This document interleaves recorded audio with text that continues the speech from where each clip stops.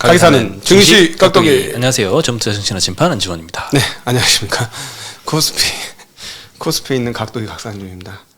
아, 미국 빨리 갈 걸 그랬어.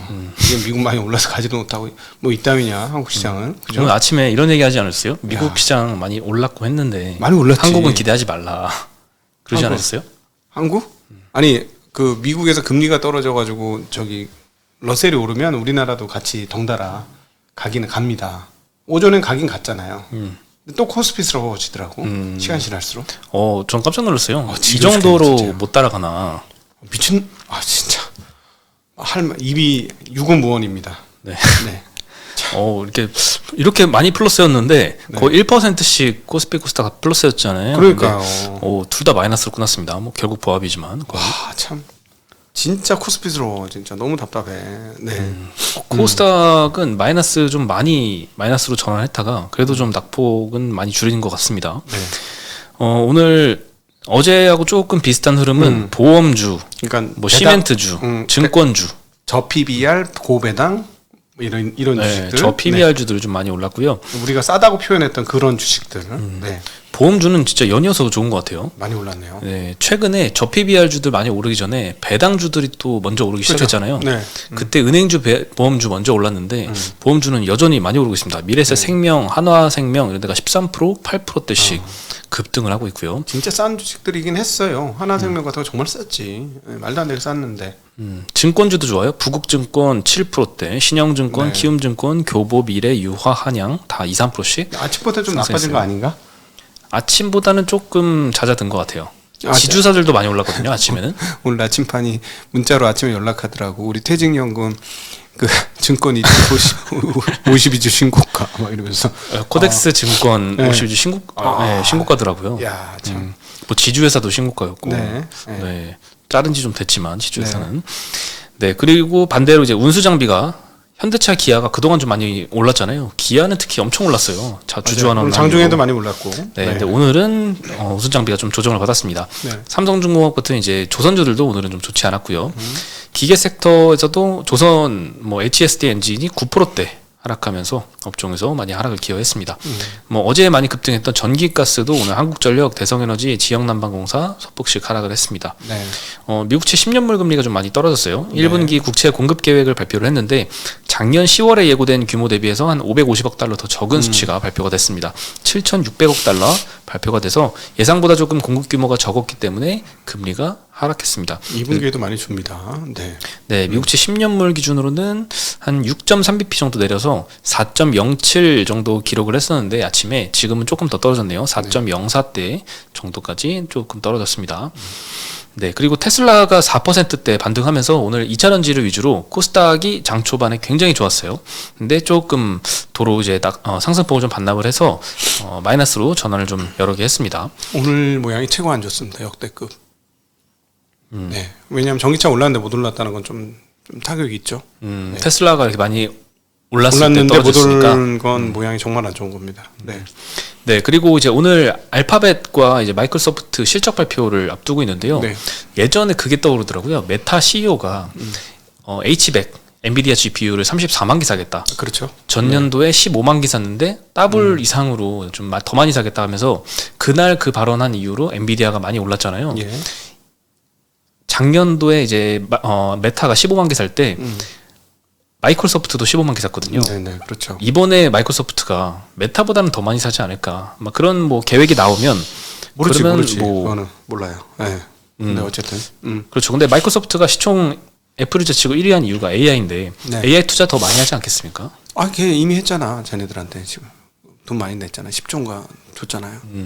네. GPT한테. 네. 그래서 HBM도 뭐 그 기대감 때문에 오늘도 같이 올랐던 것 같기도 합니다. 그리고 자체 AI 칩도 개발을 많이 추진은 하고 있는데 뭐 쉽지 않을 거다 이런 전망이 좀 많습니다.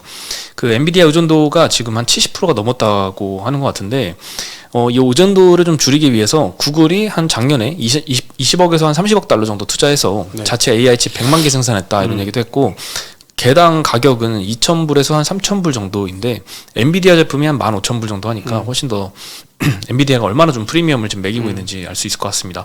그리고 뭐 아마존, 오픈 AI, 마이크로소프트도 마찬가지로 자체 칩 개발 계획을 좀 공개를 했는데 단기간에 이렇게 바꾸긴 어려울 것 같다. 이런 전망이 좀 많습니다. 근데 하긴 합니다. 왜냐면은 제가 왜 이걸 보냐면은 그 ASIC 칩의 세계 최고 회사가 브로드컴, AVGO, 에브고 이 회사예요. 지금 실상 엔비디아만큼 주가 많아요. 그런 게 이 브로드컴이에요. 네. 여기가 ASIC 그 주문용 반도체를 많이 하거든요. 근데 이 회사가 원래 통신칩이기도 한데 통신칩으로 이렇게 오를 거리가 없거든. 근데 계속 오르더라고. 그래서 이거는 주문용 반도체가 뭐다. 그러니까 쉽게 얘기하면은 뭐 이렇게 그 어디야 구글이라든가 이런 회사들이 NPU를 확장판을 얘네한테 주문형으로 아마 분명히 만들고 있을 것이다. 그래서 이렇게 주가가 오른다라고 보는 게 맞을 것 같습니다. 그럼에도 불구하고 압도적인 쇼티지이기 때문에 엔비디아 거대로 땡겨야 되고 이건 이것대로 또 만들어야 되는 상황이 지금 아니냐. 이런 상황에서 그렇기 때문에 파운드리가 진짜 박이 터졌는데 삼성만 박이 안 터지고 있으니 참 안타깝다는 게 저의 계속되는 얘기죠. 네. 그래도 뭐 결국에는 몇 년 후에는 자체 AI 칩 개발해서 엔비디아 의존도는 조금 줄일지언정 메모리를 직접 할 수는 없잖아요. 이 HBM의 이 독과점 구조는 계속 오래 가겠죠? 하이닉스만 독과점이잖아. 이제 삼성들 한다고 해도 삼성 마이크론도 따라한다고 해도 삼성 한 마이크론도 하긴 하겠지. 네, 대신에 이제 문제는 뭐냐면은 이번에 인텔 발표에서 보면 알 수 있듯이 기성 CPU 쪽이라든가 기성 AP 쪽이라는 이제 기성 이쪽 시스템 반도체 쪽에서의 매출이 옛날 같지 않다는 거죠. AI와 HBM은 땡기지만 나머지가 못 땡겨주는 상황이 올해 24년도 상반기에 나타나는 거 아니냐 하는 우려가 지금 조금 있는 겁니다. 네. 네. 그리고 그러니까 파운드리만 좋은 거예요. 그러니까 안타까운 거. 왜 삼성전자 왜 안 하는데? 왜 못 하는데? 이렇게 논리가 전개가 딱 되니까 너무 안타까운 거죠. 네. 네. 그리고 기업 밸류업 프로그램이 2월 가동된다고 하죠. 그래서 뭐 일본을 벤치마킹해서 여러 가지를 이렇게 한다고 하는데 일본 주식들 얼마나 올랐나 한번 보니까 정말 많이 올랐더라고요. 정말 많이 올랐습니다. 네. 저도 직접 보니까 좀 깜짝 놀랐는데 23년도 4월 달에 도쿄 증권거래소에서 이제 PBR 한 배 미만짜리 이제 개선안 요구했었는데 24년도 1월 28일까지 니케이 225가 25% 상승했고 토픽스 22% 이렇게 상승했는데 PBR 한 배 미만기만 보면 한 최근 1년간 한 40% 넘게 상승을 했습니다. 그래서 니케이 225 그 지수들 PBR이 2023년 1월에 저는 이렇게 일본 정부에서 막 압박을 넣길래 뭐 PBR이 한 0.5배쯤 되나 싶었는데 1.5배였더라고요. 네, 많이 1.5배도 지금 막 우리나라보다 개선하라고 훨씬 높지. 그렇게 심하게 요구를 해서 결국 2배까지 올랐습니다. 맞습니다. 근데 우리는 1.5배도 아니고 0.87배입니다. 네. 요거의 한 절반 가까이 되는 수준이기 때문에 우리가 훨씬 더 시급한데 일본이 먼저 한 것도 좀 신기합니다. 우리도 빨리 따라서 해야 될 것 같아서 금융위에서는 2월부터 밸류업 프로그램을 도입을 하겠다라고 했는데 주요 내용들은 이제 뭐 PBR 같은 주요 투자 지표들을 기업 규모별로 업종별로 비교해서 공시를 하고 기업 가치 개선 계획들을 기업들이 자체적으로 좀 공표하도록 권고를 하고 기업 가치 개선 우수 기업을 따로 지수를 만들고 ETF도 만들겠다. 뭐 지수를 만들고 ETF를 만들고 이제 연기금 보고 일본처럼 요 기업 가치 우수한 기업들 요 지수 팔로우 해라 하면 좀 수급 효과도 기대해 볼 수 있겠죠. 그래서 증권사들마다 이거는 어제 굉장히 좀 저PBR 정도부터 급등이 일어났고 오늘도 좀 비슷한 흐름이 있었는데 단기에 끝날 이런 테마성 이슈는 아니다. 조금 더 중단기적으로는 좀 더 오를 것 같다라는 의견이 좀 지배적이었고 증권사들마다 각자 저PBR 중에서도 뭐가 수혜를 받을까 이것들을 목록화해가지고 다 리포트를 좀 뿌렸습니다. 저는 선거 때 끝난다고 봅니다. 저는 선거 후로 끝난다고요? 선거 후로 끝나죠. 이 흐름은 보수적인 관점으로 그렇게 봅니다. 그러면 4월 달까지는 오른다는 건가요? 4월 달까지만 유효합니다. 네. 그래도 많이 남았네요. 근데 좀 오르면 더 되겠어. 이미 뭐 저거 뭐야 그 자사주 매입 소각은 빼먹고 지금 자사주에 대해서 그 회사 분할할 때 부활하잖아요. 자사주가 그것만 없애겠다는데 소각은 얘기 안 하겠다는데 이미 지금 보도가 그런 게 나오던데요. 안 믿어. 안 속아. 짧게 끝날 것이다. 네. 하지만 지금보다는 더 오를 수 있다. 지금 테마성으로 나가는 거니까. 네. 그래서 키움증권에서는 뭐 단기적으로 코스닥에서 코스피로 자금 이동할 수 있고 시총이 작고 PBR 높은 종목에서 시총이 높고 저 PBR 종목으로 자금 이동이 불가피하다. 특히 이제 내수 산업이면서 PBR이 낮은 뭐 유틸리티, 은행, 보험, 유통업종의 저평가 해소가 가장 두드러질 것이다. 이들이 PBR이 한 0.3배대 됩니다. 개별 종목 중에서는 어떤 걸 소팅했냐? 시총 1조 원 이상 대형주 중에서 ROE 8배, ROE 8% 미만, 그리고 배당 성향이 낮고 현금흐름이 안정적인 이런 종목들을 추천을 해서 이렇게 목록화를 좀 시켰습니다. 네, 근데 왜 ROE 8% 미만 기준으로 설정했는지 조금 의문인데, 뭐 IBK 투자증권에서는 조금 다른 의견이에요. 국내 저밸류 종목을 IBK에서는 두 개로 나눈다면, 첫 번째는 충분한 수익성에도 저평가를 받는 기업, 그리고 두 번째로는 수익성이 비용 대비 낮은 기업, 이 두 가지 분류를 할 수 있는데 1번이 그래도 먼저 우선 주목을 받을 것이다 라고 언급을 해서 이렇게 목록을 뿌렸습니다. 소팅 기준으로는 PBR이 1배 미만이고 시총이 1조 이상이고, 그 다음에 저 첫 번째 목록이 이제 ROE 마이너스 외액인데, 뭐 자기 자본 가중평균 비용을 차감을 하고도 뭐 ROE가 더 큰, 그러니까 비용보다는 더 높은 수익성을 내는 이런 기업들, 그리고 그럼에도 불구하고 PBR이 낮은 이런 기업들을 좋다라고 한 거죠.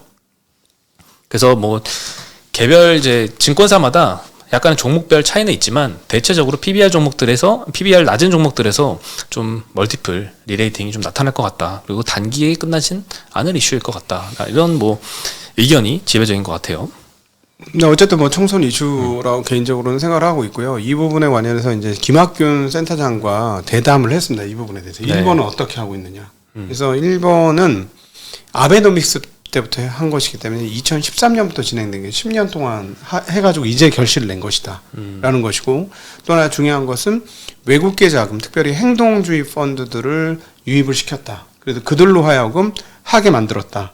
그런 측면에서 보면, 근데 그게 왜 통했느냐? 1번은 망했기 때문에 그렇다. 근데 동일본 대지진까지 났잖아요. 네.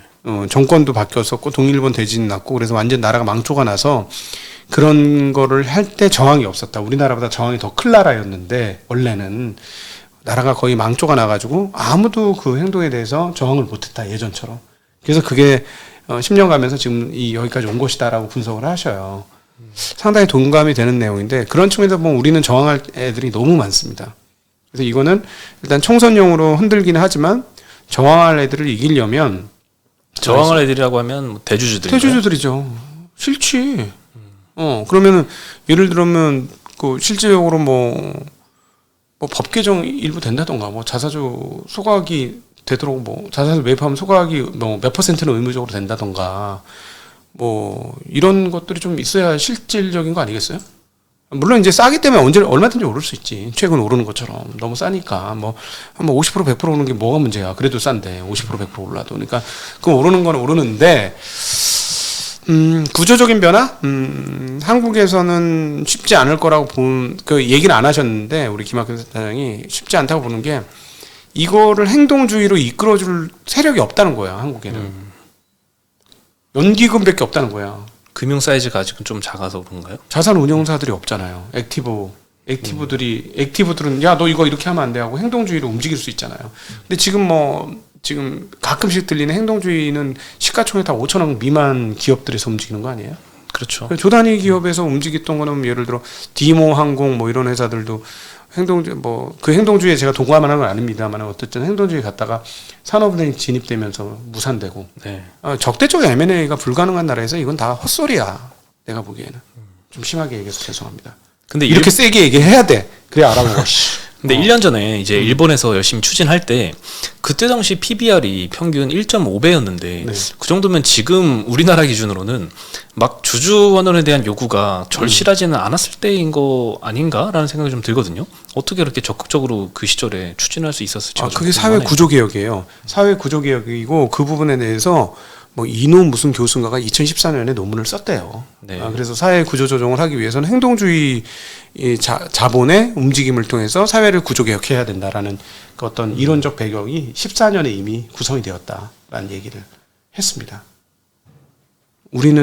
우리도 이런 배경 해드릴 수 있는데 충분히. 우리는 그보다 훨씬 절실하잖아요. 더 절실하지. 네, PBR 반토막인데. 우리 0.5명 났습니다. 애 0.5명하고도 연결할 수 있어 이거. 나라가 망조가 났어 지금. 이대로 가면 망해 우리나라. 정신을 못 차려 진짜. 답답합니다. 네.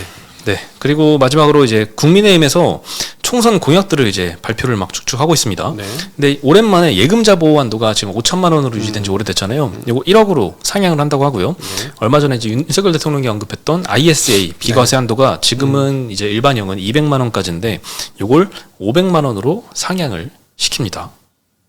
2천만 원 아니었어요? 아, 그것은 1년에 납입할 수 있는 한도가 2천만 원이고 5년간 1억 납입할 수 있습니다. 그렇죠. 네. 근데 이게 이제 금투세 도입하면 요 안에서 발생하는 이제 주식 매매 차익은 비과세이기 때문에 얼마를 벌더라도 네. 그때 인기가 참 많았었는데 금투세 이번에 또 어떻게 될지 모르잖아요. 25년부터 시작될 수도 있고 뭐 폐지될 수도 있는데 어쨌든 뭐 실행이 되게 되면 금투세가 이제 도입이 되게 되면 그때 ISA가 좀 빛을 발하지 않을까 네. 싶고요. 그때를 위해서는 뭐 그리고 주식 투자를 하지 않는 분들도 그냥 뭐 RP나 그냥 뭐 이자만 받아도 배당만 받아도 500만 원까지 비과세면 굉장히 큽니다. 네. 그렇죠.